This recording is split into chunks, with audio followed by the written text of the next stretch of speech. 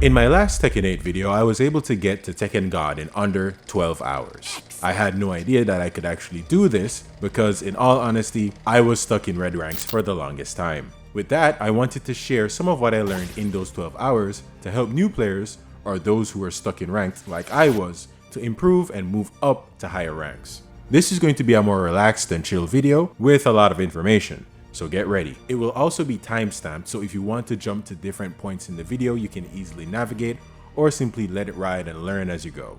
Some of these things that we will discuss may be things that you already know, but I'm here to remind you.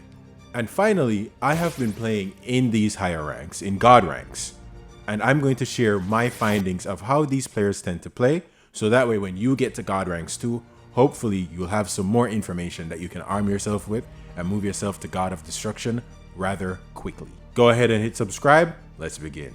Number 1. Don't trust other players.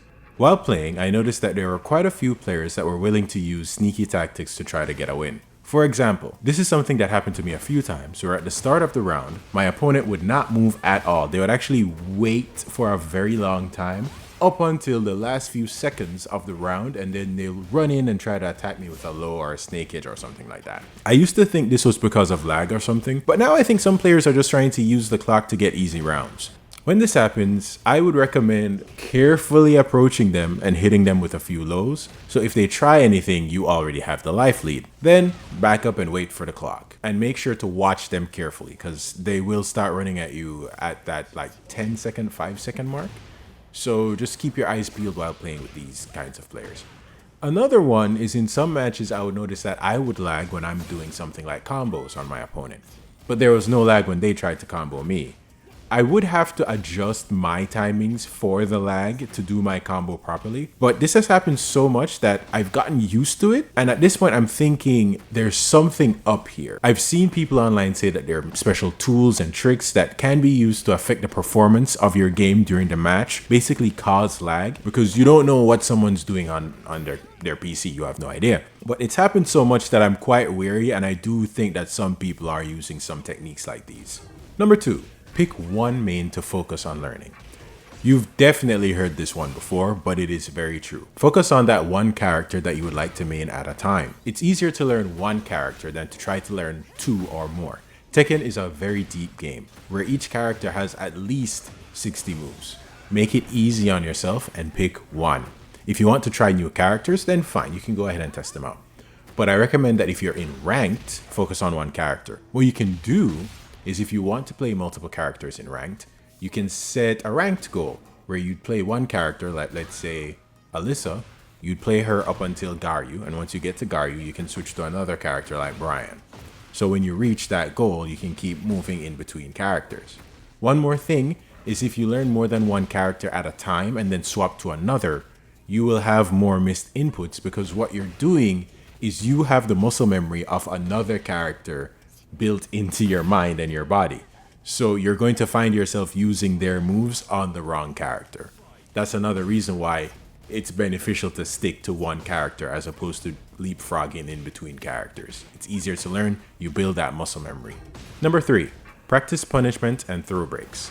I understand that quite a few of you don't want to hear this because it's very boring, but if you do want to move up the ranks, going into practice mode and learning your punishments for your character and practicing your throw breaks, it's a very good thing to do that will pay a lot of dividends in ranked.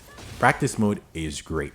Go sit in there, learn your characters, learn what their punishes are, and I would recommend running throw breaks against Nina, King, Armor King, Brian, and Dragunov. I think those characters are a really good starting point to learn what throws look like and what to look for. Specifically left hand, right hand, and two-handed throws. Now, learning to break King's throws, this is a secret glitch, like it's a secret hack. Once you know how to break King's throws, most players below, I would say, Tekken God, they're focused specifically on using King's throws to beat their opponents. Once you know how to break them, you break their opponent's entire playstyle because they don't know what to do. I've noticed multiple times that I'll break King throws, and the King player will just back up. They don't know what to do here. Now, he does have quite a few different throws that can catch you off guard, but for me, Learning to break his main throws made a big difference in playing against him. I feel more confident playing against King now. Number 4, practice defense against snake edges. This is going to happen a lot, especially in red ranks. People love snake edges, and if you're capable of blocking them consistently, this is an easy win. They're bound to use it against you. Most snake edges, I believe, are launch punishable. Learning how to deal with them will carry you out of red ranks rather quickly. Number 5, learn how to play against the top 5 most popular characters. If you go and look at electricwinggodfist.gg, you can actually see the 5 most popular characters and the ones with the highest win rates. I would recommend you go and lab those characters to see what are the moves that you can punish. And these characters are the characters that you're going to see the most while going up in ranked, especially Brian. You're going to see a lot of Brians. For me specifically, I saw a lot of Brian, a lot of King, a lot of Jin. There are some other characters that pop up for me, like Steve, but he's not as common as I thought. But either way, go and lab these characters. These are the ones that you're going to play against the most, so might as well learn how to deal with them and give yourself an easier time playing against those characters. Another thing is to look at the characters with the highest win rates. They are rarer, specifically the bears. I didn't see any bears while ranking up, honestly. But learning how to play against them is good, because if they do appear, you don't want to lose an easy win, because there are 2 things that you play against: the character and the player. If you can beat the character, you have an easier time playing against the player, because at that point you just need to adjust to how they play, but the moves are still going to be the same. Number 6, learn one versatile combo. I know that you want to practice combos because they're fun to do and they're cool to watch. I fell into that trap, and honestly, it would have paid more dividends if I learned something else like frame traps. If you do have one combo that you can do near perfectly, that is better than learning all these different combos that you really may not actually do because they're only used in niche situations. All you need is one combo for when you launch somebody or you counter hit, and one for the wall. For me personally, I learned those 2 combos, wall and a general combo, and I was able to get to Tekken God. After learning the combo, you can move on to other things like, as I said, learning your frame traps, learning your throw breaks, and learning how to implement proper sidestepping. That's still something that I need to work on. But once you have the combo down and it's really simple, you can like build out the combo on the fly depending on things like how close you are to the wall. Number 7, you will lose and gain ranks. Try not to get discouraged when you lose ranks. It will happen. It's almost a guarantee. What I tried to do was to take a break and review my last few matches in the replay feature, because there were definitely some mistakes that I was making that caused me to lose my rank. Everybody's going to have an off session. So if you hop on to play and you notice that you're losing a lot, take a break. Sometimes it's not you. Maybe you're tired. Maybe you're hungry. Maybe you need to go back into practice mode and lab some stuff. It's better to take a break than forcing yourself to try and regain your rank, because then you might push yourself further down. Is it better to lose 1 rank or 2? Lose the 1 rank and take a break. You can always get it back later. Number 8, watch your replays. Review your match replays to see what you can do to defend yourself in new situations. The replay feature can be very useful in learning what to do without you having to figure it all out yourself. For example, King throws. When King is going to throw you from whatever position that he's in, you can go into your replay and it will show you exactly how to break it. Another thing that's good is punishes. So if someone is using a specific string, what you can do is learn when to duck, or also what is the best punish to use in that situation. Replay feature, very, very helpful. Number 9, cheaters. Now, the more you go up, you're gonna find more cheaters. They weren't super common for me, but there were some weird instances where sometimes I'd be playing against somebody, they would block every low perfectly, and they could break all throws. They would auto duck highs. Now, this may be a cheater or they may be a really good player, but the sign to me is you're consistently blocking all of my lows. If you're breaking throws, maybe you're really good at that. But blocking like quick lows, that's suspicious. And let's be fair, some players may have a solid defense, right? There are tools out there that can be used to automatically block lows and break throws. All right, those are things that exist online. You can easily download it. I don't know how easy it is to download and install, but definitely somebody might want to use that. Number 10, change your tempo and play style. We all play with a specific style and we use different timings just automatically as people. So try to change these things up, because the higher you go is the more likely you'll find players who can adjust to your play style and pin down your timings. Make it hard for them. And it can be as simple as just pausing or holding back. Another good one is just stopping mid-combo. It throws them off. It puts them in a weird situation where they're not sure if they should get up or not, or if you're trying to put them in a weird mix-up. You can use these things to your advantage and try to play playfully, right? Don't try to play too strict with yourself. Change it up, have some fun, try to do something wacky. You'll get some weird, you get some mileage out of that, let's be honest. I've done things in matches that should have gotten me killed or should have lost me the match, but it worked out for me. Quite odd, but changing your tempo and adjusting your playstyle, underrated tactic. Number 11, play patiently. Sometimes you'll be playing against opponents and rushing them down is the play. But in other cases, you can't rush some of these people down. They've been playing for years and their defense is really solid. Instead, patiently wait for them to make a mistake. Use your quick moves and your quick lows to chip away at their health and put them in a position where they feel pressured to attack you. Use that to your advantage because they're going to be stressed out in the fact that they feel like they need to, attack you to defend themselves, to lower your health bar, right? You're taking too much advantage of them. They may use a very unsafe move that you can capitalize on. You want them to run in and try to do something out of desperation and take advantage of that, right? Give yourself the advantage in the match. Sometimes just play carefully, play slow, jabs and lows. That's the way to do it, and slowly you'll whittle them down. I've noticed that's really beneficial against like highly skilled players. They're not going to rush you down. They're going to stay at a distance, and you're going to have to walk into them. Don't run in because they'll play keep away. But try to play patiently, try to watch your opponent and see what they're trying to do. Number 12, when you're knocked down, stay down for a bit. On knockdown, if you get up immediately, sometimes your opponent might have a mid waiting to use against you, in all honesty. I would recommend staying on the ground for a bit and watch what they do. They may try to rush in and press some buttons. Watch what they're doing, and then you can adjust accordingly. They may hit you with a mid or a low. Try not to get up and use any of the get up kicks. Just get up normally and hold back or down back. Watch to see what they're trying to do and make a decision from the ground. Number 13, play small Tekken. As you go up in ranks, big moves are less useful and more likely to get you punished. High-level Tekken gameplay relies heavily on something called small Tekken. Now you're probably asking, what exactly is small Tekken? It's actually pretty simple. It's using fast, low-risk pokes to check your opponent and control the pace of the match. It's also really good for controlling sidesteps. Down forward 1 is really good for that. At this point, this is where you want to get more into learning frames and frame data, as you want to use moves that come out at around 10 to 13 frames, so jabs, down forward 1, and really fast lows to chip away at the opponent's health.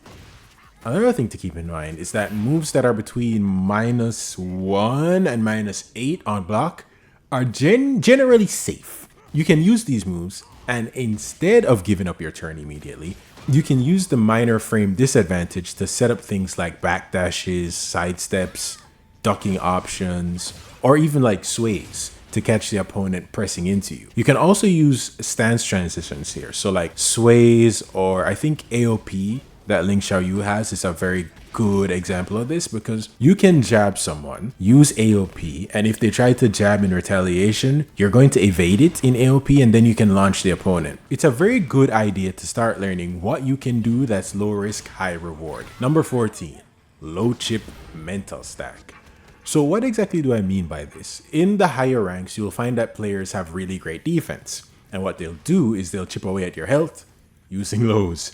And there's also the mental stat that builds as your health gets lower. You feel like you need to do something to protect yourself to prevent the opponent from winning. I think you have to be very careful here because they understand what they're doing and they can anticipate you trying to press into them. And that can lead you into getting counter hit and then losing the round. So be very careful with your mental state when it comes to losing your health to chip damage and lows. It can really put you in a weird mental state. And I think, yeah, you should protect yourself, but watch out for what is happening and don't put yourself in a bad position because you feel like you have to press a button. Number 15, learn to fuzzy guard. Now, fuzzy guarding or fuzzy ducking, it's really not that crazy in terms of what you're doing. It's really just you holding down back or pressing down back quickly enough in between a string to block a low in the string or to duck a high in the string. But you do it fast enough that you can get back into neutral to stand guard in case the string is actually a mid or a high.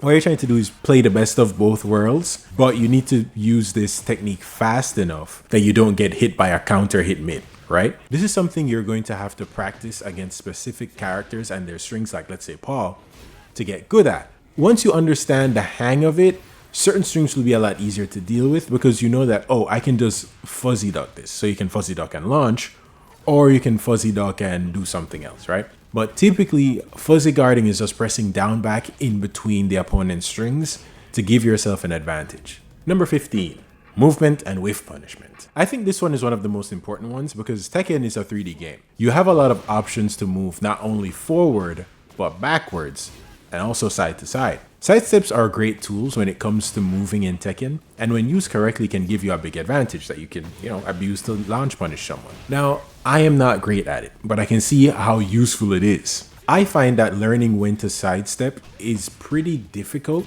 because Tekken 8's tracking it's funny. Sometimes you'll think that you've sidestepped something and you can counter it, but you can't. So you really have to practice your sidesteps to see when you can sidestep safely and punish. Now, sidestepping after you are plus, that is good, I think. And I think you can sidestep if you are like -3 on frames, but I'm not 100% sure on this. You can go into the lab and check, but learning when you can sidestep, that's a whole different ball game. I think that requires a lot more effort than even combos because different strings are going to require you to step different because you can step and stand block or step and low block, right? And you're going to have to practice that too. You're going to have to practice sidestep, block, sidestep, low block. And then you have sidewalking too, right? So when can you sidewalk? When should you sidewalk? And should you sidestep the left or sidestep right, right? There's a lot to learn here when it comes to sidestepping. And I can see why people don't want to learn it. But I think once you get to Fujin, learning how to sidestep, it's going to make your life a lot easier if you start learning it earlier than later. Now, another thing I want to share is that the game is kind of weird when it comes to hitboxes and tracking. So when it comes to hitboxes, you might sidestep a move and think that you have the opportunity to hit the opponent, but in you moving forward, you get clipped by them. It's very strange. I'm not sure what's happening on the back end, but be careful when it comes to sidestepping and trying to hit somebody because that extended hitbox thing, it's very odd.